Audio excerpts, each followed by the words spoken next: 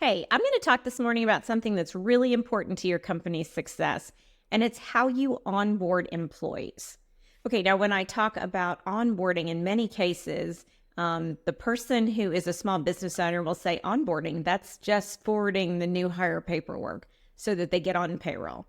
Well, that is a piece of onboarding, but there are so many more things about onboarding. So we're going to do a series of videos on onboarding, and I hope you'll listen. Today's video we're going to talk about is pre-boarding. And you may go, oh my gosh, what's the difference between pre-boarding and onboarding? Well, pre-boarding is what you do prior to them getting to you. Onboarding is generally what you do as soon as they get to you for those first 90 days. So today's video, we're just going to talk about pre-boarding. And we wonder, why is this important? Well, there's an interesting statistic that says even after accepting a position, this is from Robert Half, 91% of employees are still willing to quit within the first month. Can you believe that? 91% of people that accept your job offer would be willing to quit in the first month. So once you've crossed that finish line and spent all that money to hire them, that doesn't mean they're yours yet. So these are the things that you need to do between that offer acceptance and the time where they actually come on your payroll. So let's get started. Okay, so we are going to do several different things. One is the day after that offer is accepted, you want to send them something with your logo on it or something from your company. Let's say you have no logoed things. Maybe send them a basket of goodies. Maybe send them a mug. Maybe send them anything that you have with a handwritten note from the manager saying how excited you are to have that person coming. If you have a bunch of things with logo on it, like mugs and frisbees and t-shirts, send them all of that. And again, you're saying, we're so excited to have you, because that day after the offer is accepted, they should get that within 3 or 4 days. And that is going to be a great gift for them. And what that shows them is that you were as excited about you coming on board. They are excited about you coming board as you are.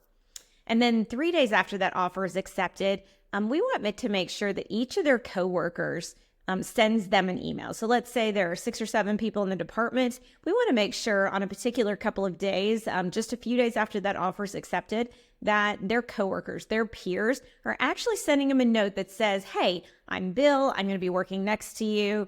I've been here 15 years, and I'm so excited that you're going to be joining our company. I've seen some information on you and looked at your LinkedIn and just think that you're going to be a great fit. By the way, we're going to have lunch Tuesday after you start, and I look forward to it.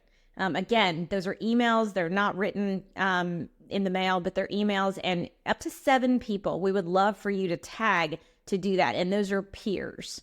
It also could be another, like, the manager's already written that handwritten note that's sent with all of the gifts or whatever. But this would be more the peers. And then the next thing is that 5 days after that offer is accepted, share with them a schedule of what their first week of employment would be. Include any lunches or meetings with peers. We'll be talking about that a little bit in our next videos on onboarding. But we want to make sure that their schedule is filled and they know that you're organized, that you're ready for them, that you've got a plan in place, and that people are lined up because relationships are important. So make sure that you tell them, hey, by the way, we've got a great schedule for you. Your first day, this is what's going to happen. Your second day, this is what's going to happen.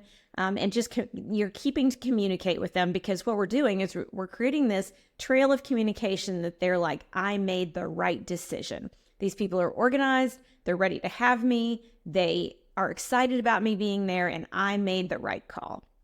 And then 6 to 8 days after that offer is accepted, we would love for the CEO or somebody high up in that organization to call the person and actually talk to them and just say, 5-minute phone call. Hey, I'm the CEO of XYZ. I hear that you're coming on board. I'm very excited about it. Usually they're not going to get an answer, because if a random number is calling, people don't usually pick up. But what some CEOs do that I know that I think are excellent is just leave a message saying, I'm the CEO of, our company, and we're excited to have you. Here's my personal number that you can call in case you would like to talk to me. What a great thing for a small business to do. And oftentimes those people do call back and just have a 5 to 10 minute conversation. But again, we're cementing the decision, because remember, when people take a job with you, they've probably interviewed other places, right? And so they took your job offer, but then maybe some of those lingering jobs out there that they have interviewed for might come back with an offer and say it's more money than your offer, or it tempts them. If you've had all this communication with them and you've had all this interaction and relationship with them during this offer time, after offer acceptance and before start date, they're going to think twice about accepting that new offer with that other company. And then if it's going to be a lot of weeks prior to their start date, so let's say because they're moving or whatever, it's going to be 4, 5, 6 weeks before they start, make sure that you're emailing them every Friday. Every Friday, you just put a note on your calendar to email Bill, and you're saying, Bill, hey, we're really looking forward to having you come. Here's some things that went on with us this week. Or if you have a newsletter or KPIs or those kind of things, start sending them. And this is to their personal email address, because of course they don't have a business one at this point. Sending that to their personal email address so that they continue to get communications from you and they stay engaged.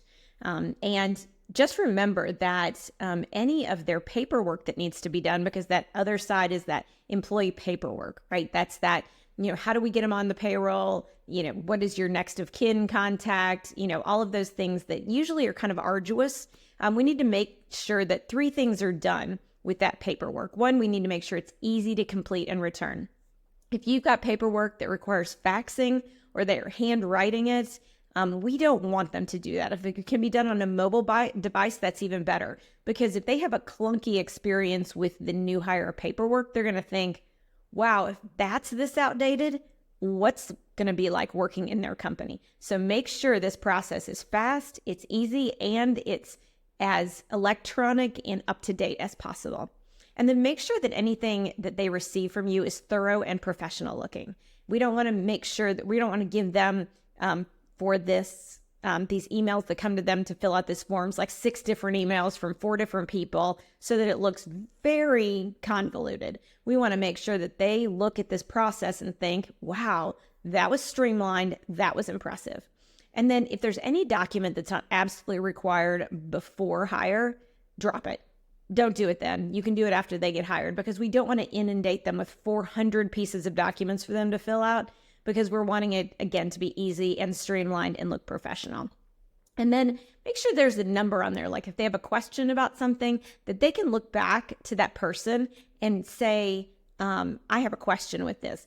And the person that's answering that phone is kind and loves the company. This is not the person that you want to give the answer, the phone number for, that may have a very short temper, or say, well, I don't know, you're just going to have to figure it out, or you'll find that out on the first day. But somebody that will say, gosh, I know your hiring manager. He's so excited about having you. How can I help you? What can I do to make this process easier? I know it's hard to jump on with a new company, and I'm so glad to help you in the process. So make sure that when they're needed, those people are gracious and helpful, and you've picked correctly. Somebody that's been at the company for a while and not somebody that's walking out the door. So again, when you do these things, keep in mind that this is a lot of work and you're thinking, I don't have time to do this. But remember, it takes you so long and possibly so much money to hire. Make sure that it actually crosses the finish line.